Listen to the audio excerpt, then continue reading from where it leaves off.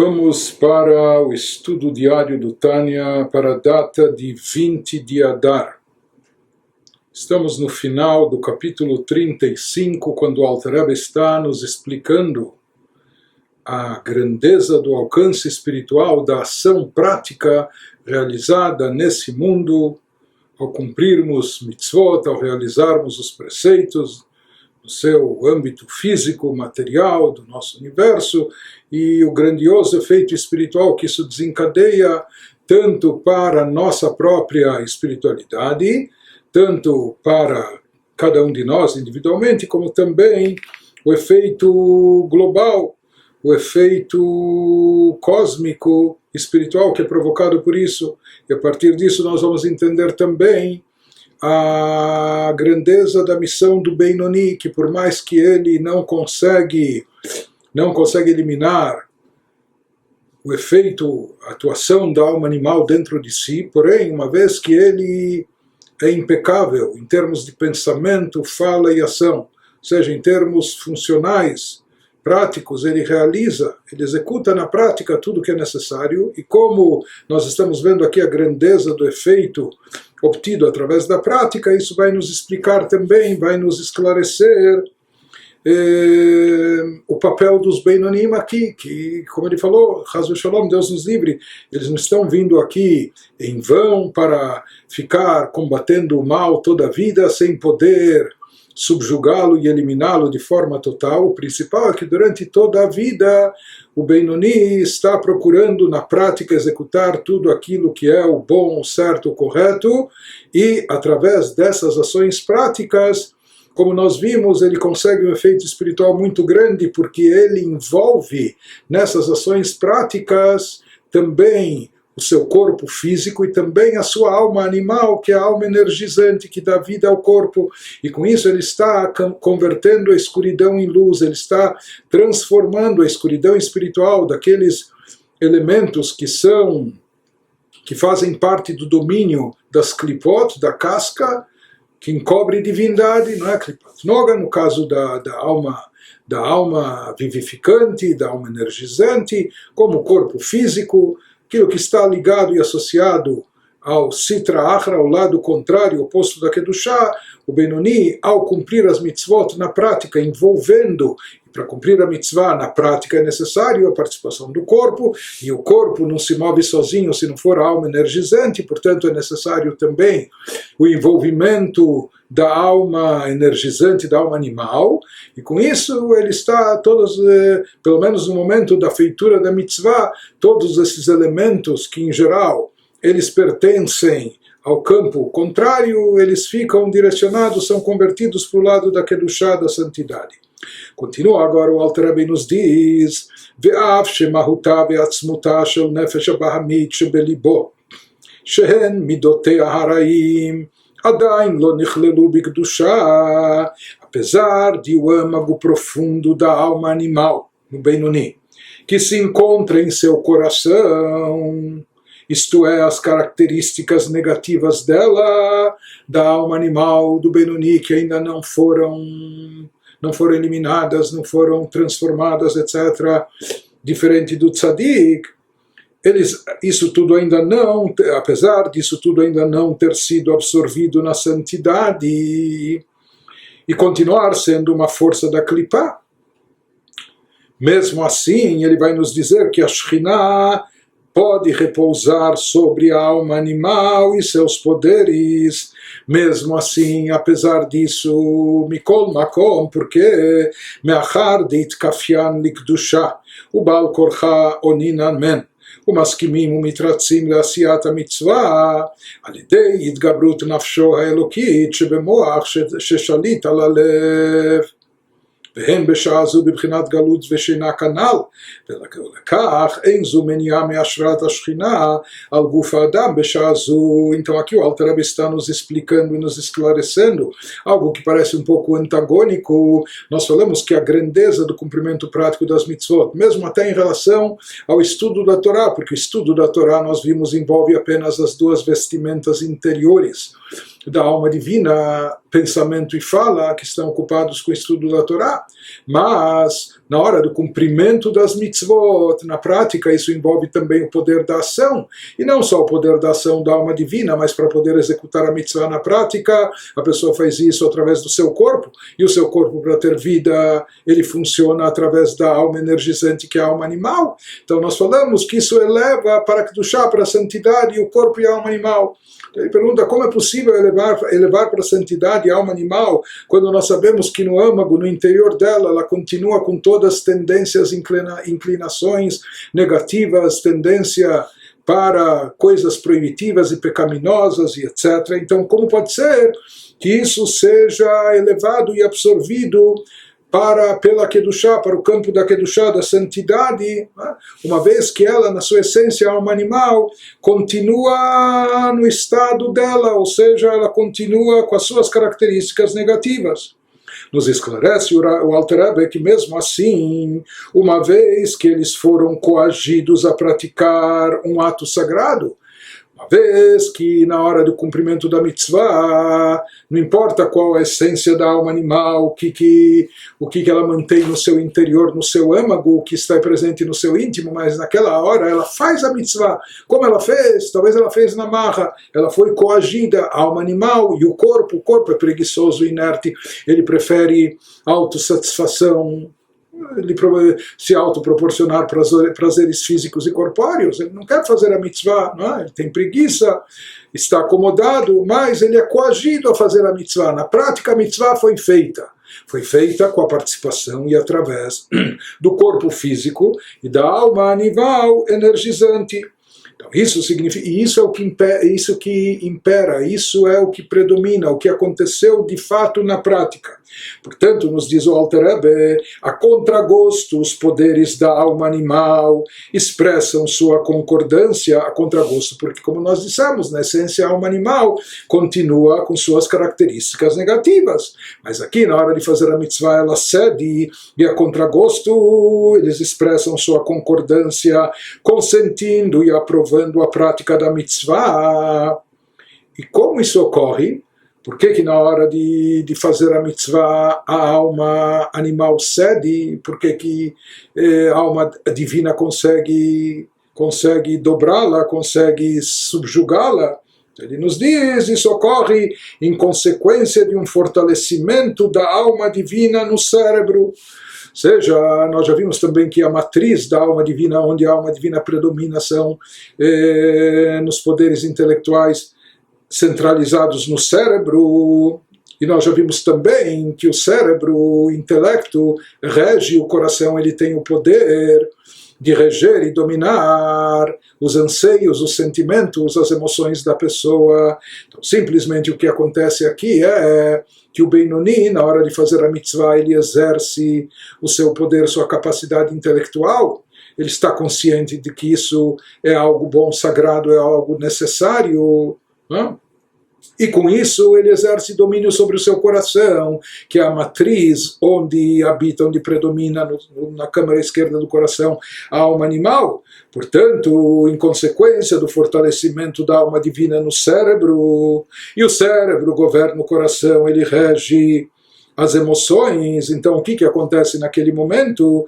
Nesse momento do cumprimento da mitzvah, o âmago profundo da alma animal, que é ruim, que é mau, e seus poderes encontram-se em estado de exílio e dormência, conforme explicado acima, como já vimos no capítulo 13. Né? Em geral, nós vimos isso também extensamente no Tânia, que existe a Ahavá Mesuteret, o amor dormente a Deus, que isso é algo inato, presente em todo Yehudi, em qualquer situação. Então, às vezes, nós estamos mais acostumados com o lado positivo, o amor inato que possuímos a Deus, estar lá, mas estar dormente, estar anestesiado. Por quê? Porque as forças do mal, a Sitra Achra, a alma animal, o anestesiou, quase que nocauteou. Mas aqui ele nos diz que existe também a possibilidade contrária, ou seja, existem momentos onde a alma divina prevalece e predomina de tal forma que, por assim dizer, ela nocauteia, ela anestesia a alma animal. Então, de fato, a alma animal continua com suas características e tendências negativas, porém, na hora da execução da mitzvah, ela está num estado dormente, ela fica passiva, ela se encontra no estado do exílio. Em geral, aquilo que nós falamos que muitas vezes no caso do Benoni, ou abaixo do Benoni, o Zereshaim, ele tem uma alma divina, ele tem esse amor inato a Deus, mas ele se encontra em estado de exílio. Aqui o contrário. Aqui o Benoni, ele está sobrepujando, ele está se superando, ele está tomando conta da situação através da sua alma divina, e aqui ele coloca a alma animal em estado de exílio. Ele anestesia a alma animal, coloca ela em estado de dormência, para não incomodar, não atrapalhar. Por isso ele nos diz, dessa forma, o âmago profundo dormente da alma animal não impede a Shekhinah de repousar sobre o seu corpo, do Benoni, nesse momento que ele está executando a mitzvah. Assim nos explica o Alter Rebbe o que acontece. Apesar da alma animal continuar com suas características ruins, com suas tendências negativas, suas inclinações pecaminosas, etc. Mas, na hora de fazer a mitzvah, o que prevalece aqui através do intelecto, e o intelecto tem o poder de reger as emoções, o que prevalece é a alma divina, que ela acaba anestesiando e exilando a alma animal, pelo menos durante aqueles momentos que ele está ocupado em fazer a mitzvah. Então, esse poder de subjugação que o Benoni possui sobre a alma animal, nesses momentos que ele exerce esse seu potencial, ele obriga a alma animal e o corpo físico também a concordarem com o seu desejo de fazer a mitzvah, e a mitzvah de fato é levada a cabo. Então, mesmo que a alma animal e o corpo continuem com suas fraquezas espirituais, mas aqui prevalece e predomina a alma divina através da predominância do intelecto sobre as emoções, né? Que é um potencial que nós temos, a cabeça está acima do coração. Então, uma vez que aqui mesmo as características, os traços da alma animal acabam concordando, por mais que coagidos, por mais que forçados ao cumprimento, à prática da mitzvah, então isso representa que ela fica lá quietinha, a alma animal fica no estado dormente e exilado. Por isso, uma vez que ela está neutralizada, é possível, então, que paire a Shekhinah, uma revelação divina, repouse a Shekhinah, se revele a presença divina sobre a pessoa, mesmo que a pessoa ainda não está no estado de perfeição, mesmo que ele ainda possui dentro de si o mal da alma animal, mas uma vez que a alma animal está passiva, dormente, exilada, ou seu próprio corpo aqui está subjugado a Kedushá, então, uma vez que eles não estão interferindo, atrapalhando, é possível que se revele, se manifeste a Shekhinah sobre a pessoa, sobre o Benoni, mesmo estando ele ainda não completo, mesmo estando ele ainda no estado de imperfeição, em função do seu corpo e da sua alma animal. E na realidade, conforme se explica de uma maneira mais detalhada, se diz que na hora que se fala que a Shekhinah paira sobre a pessoa, mesmo sobre a sua alma animal energizante, na hora que a pessoa está cumprindo uma mitzvah. Então, o que significa? Que a Shekhinah paira e se reveste sobre a pessoa não só naquela força específica da alma energizante que está dando vazão ao cumprimento daquela mitzvah. Por exemplo, a pessoa está se movimentando para colocar o tefilim. Então, aqui está o poder de ação. O seu corpo está colocando o tefilim, ele está colocando o tefilim com o seu braço, no outro braço, etc. Mas aqui se diz, isso através da alma orgânica, da alma energizante, que é a alma animal, que está dando essa vida ao corpo para poder realizar esses atos e cumprir a mitzvah efetivamente. Mas ele nos diz que aqui, na verdade, a Shekhinah não está presente apenas no poder da ação, do braço que coloca tefilim na outra mão, etc. Mas, como o Alter Rebbe disse de forma geral, no capítulo anteriormente, que através do cumprimento da mitzvah, a pessoa atrai a luz da Shekhinah sobre o seu corpo e sobre sua alma animal. Isso significa sobre todo o seu corpo, que todo o seu corpo fica imbuído de Kedushá, de santidade, sobre toda a sua alma animal, de forma geral, a sua alma energizante, que ela também fica completamente envolvida com a Kedushá, com a santidade. E ele especifica isso mais nos dizendo, Dehainu, Shekoach nefesh achiyunit amelubash be'asiyat mitzvah, unichlal mamash be'or Hashem, umeyuchad bo be'yichud gamur. Ele nos diz que isso é o que acontece, o poder específico investido pela alma animal energizante no cumprimento da mitzvah, com uma parte, por mais que isso aconteceu apenas com uma parte específica do seu corpo, mas esse poder de forma geral acaba envolvendo e comprometendo toda a alma animal energizante, é literalmente absorvido na luz de Deus, fundindo perfeitamente com ela. Isso produz um efeito espiritual, be'alidei ze mamshich he'ara liklalut nefesh achiyunit shebechol haguf. וגם על הגוף הגשמי בבחינת מקיף מלמעלה מראשו ועד רגליו, e resultado disso, dessa ação da mitzvah que através do corpo por intermédio da alma animal energizante, e resultado disso ele atrai um vislumbre, o Benoni, a pessoa que está cumprindo a mitzvah, atrai um vislumbre de luz para o resto da alma animal, não só para o poder de movimento da alma animal, mas para toda a alma animal de forma geral, para toda a alma animal energizante como um todo, que se encontra no corpo inteiro, e não somente para a alma energizante, ele atrai Kedushá, uma luz da santidade divina, também para o corpo físico, ou seja, isso acaba envolvendo toda a alma animal energizante, como todo o corpo, não apenas aquela força que está especificamente ocupada naquela mitzvah, ou aquele órgão específico que está entretido em fazer a mitzvah. Então, ele nos fala que essa luz divina é abrangente, ela acaba abarcando toda a alma animal, o corpo inteiro. É uma luz que paira sobre a pessoa, sobre sua alma energizante, sobre o seu corpo, de forma envolvente. Isso é que ele vai nos dizer, que é o conceito de Ashra'at Ashkhinah, que a Shekhinah paira sobre ele, e nós vamos ver que existem algumas diferenças de graduação espiritual no que tange a revelação da Shekhinah. A Shekhinah pode se revelar e se manifestar de algumas formas, de algumas maneiras, em níveis diferentes.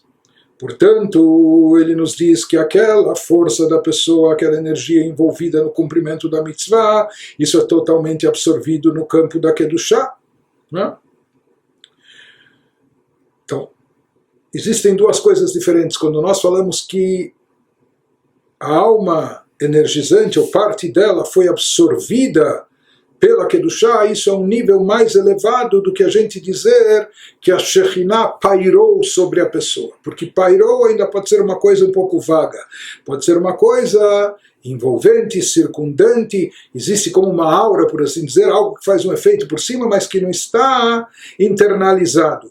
No momento que se cumpre uma mitzvah, na prática se obtém um efeito espiritual mais efetivo, mais consistente, que essa luz da Shekhinah não só paira sobre a pessoa de forma vaga, mas ela é internalizada, ela se unifica com a própria parte da alma energizante que viabilizou o cumprimento dessa mitzvah através do corpo. Isso que ele vai nos explicando em seguida, isso que ele nos fala.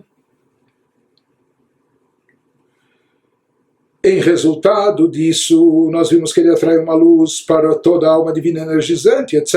Mas esse vislumbre de luz só chega ao resto da alma animal e ao corpo de maneira apartada, como makif. Makif nós falamos de forma envolvente, por cima. Nós falamos, acaba atingindo o corpo todo e toda a alma energizante, porém, de uma forma mais superficial, de uma forma envolvente, secundária, pairando fora do corpo, da cabeça aos pés, enquanto que aquela parte do corpo, ou aquela função da alma energizante, que deu vazão e possibilidade ao cumprimento daquela mitzvah, nisso ela está completamente envolvida e internalizada. Não? qualquer maneira ele nos diz, isso que consta no Zohar, Ushchinta Sharia al Reishei al Daika Vechen Akol Be'asara Shchinta Sharia. Isso explica por que o trecho do Zohar citado acima, ele diz precisamente quando ele se refere ao cuidado de não andar com a cabeça descoberta, etc., que a Shekhinah repousa sobre a cabeça. Ou seja, que isso faz alusão a um tipo de luz divina que paira por cima, sugerindo que ela paira do lado de fora da pessoa e não está internalizada. E similarmente, quando o Talmud nos diz que sobre todo o grupo de 10 Yehudim repousa a presença divina, enfatizando-se aí também que a Shekhinah não repousa dentro dos indivíduos. Se fala que 10 Yehudim juntos, reunidos, mesmo que eles não estejam rezando, estudando Torá, a própria presença conjunta de 10 Yehudim já atrai a presença divina, a revelação da Shekhinah, mas é um tipo de revelação, como nós dissemos, ainda superficial, ainda externo, que paira por cima e não de forma internalizada.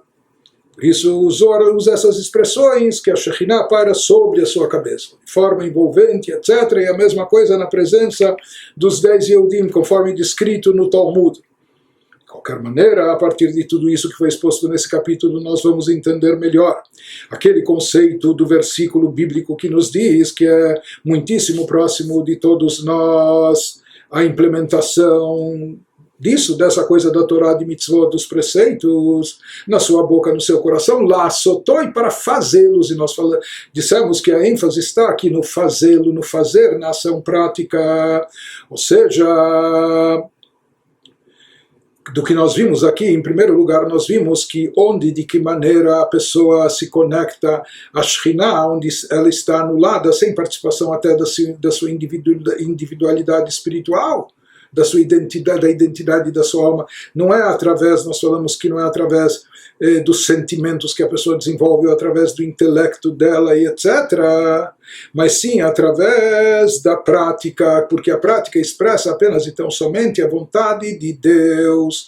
Mas de forma mais específica, o Alter Rebbe também está querendo nos dizer que a intenção do versículo bíblico aqui é nos falar que na própria ação prática existe uma vantagem, uma superioridade acima do pensamento e da fala também, acima até do estudo da Torá, que envolve apenas o pensamento e a fala.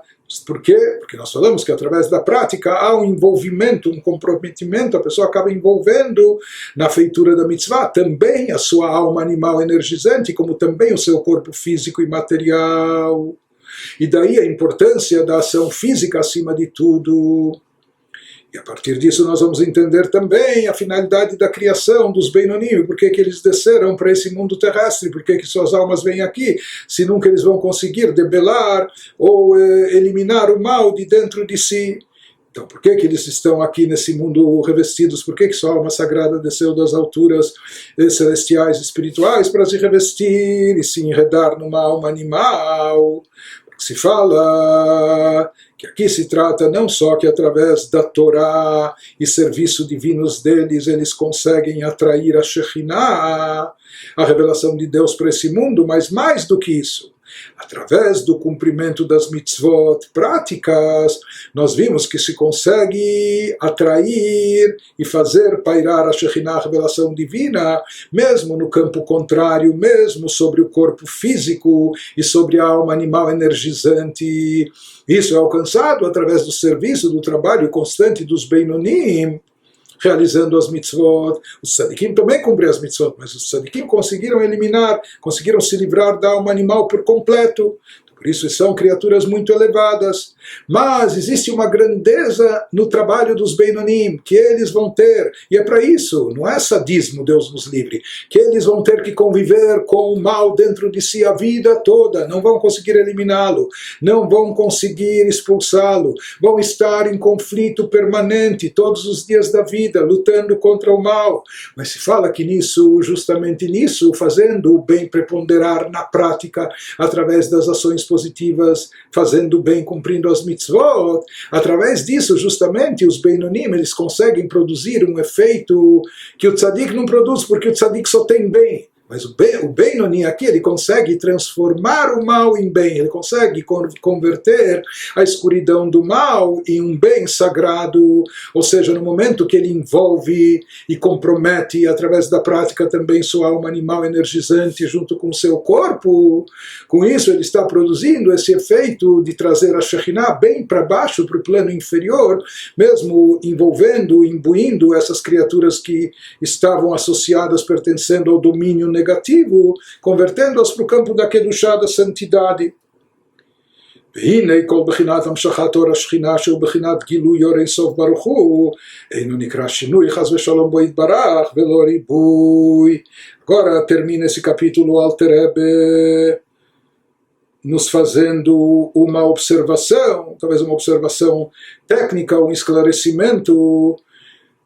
Aqui nós explicamos e falamos de vários níveis de revelação divina, vários níveis de atração da Shekhinah, da presença divina, para baixo. Por exemplo, nós falamos da Shekhinah que paira sobre a cabeça da pessoa, do indivíduo, por isso ele não deve caminhar os 4 passos com a cabeça descoberta. Depois nós falamos de um tipo de revelação divina que paira sobre 10 Yehudim que estão juntos, que isso é uma revelação divina maior do que a que paira sobre a cabeça de cada um individualmente.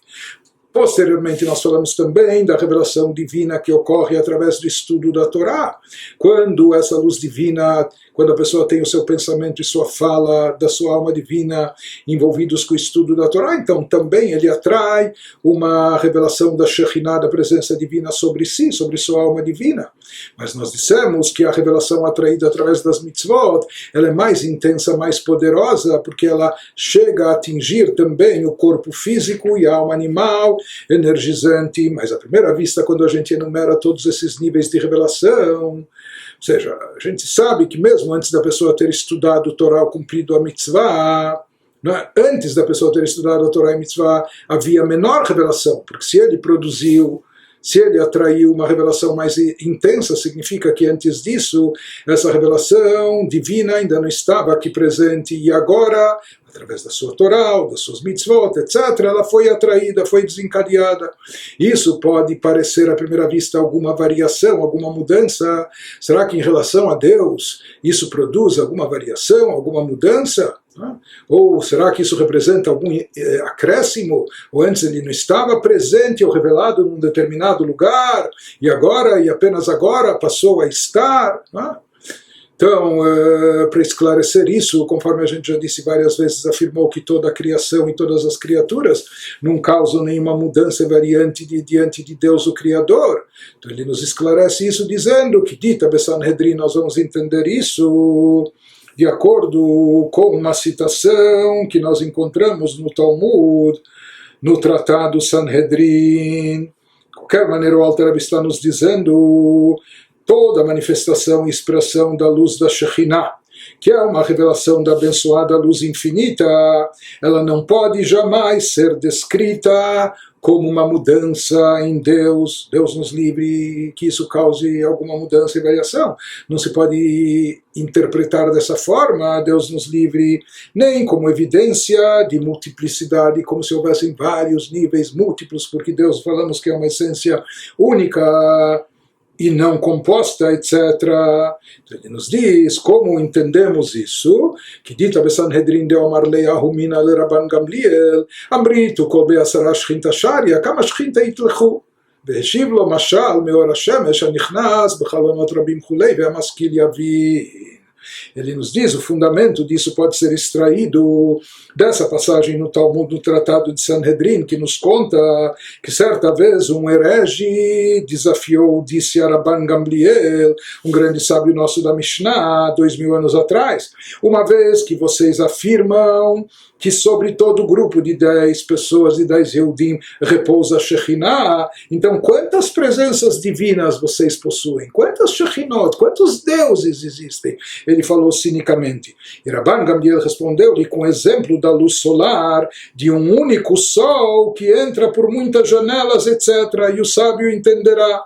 Ou seja, mesmo que essa revelação se expressa, se manifesta de múltiplas formas, mas isso se assemelha à luz do sol, que a luz está brilhando, é o único sol que emite uma luz, e essa luz solar está brilhando de qualquer jeito. Se 3 casas estão com a janela aberta, ela vai entrar em 3 casas. Se outras 10 abrirem a persiana e a cortina, vai entrar em mais 10, sem qualquer alteração e variação ou acréscimo para o próprio sol, para a própria luz solar. Toda a variação é apenas em relação àqueles que recebem a luz.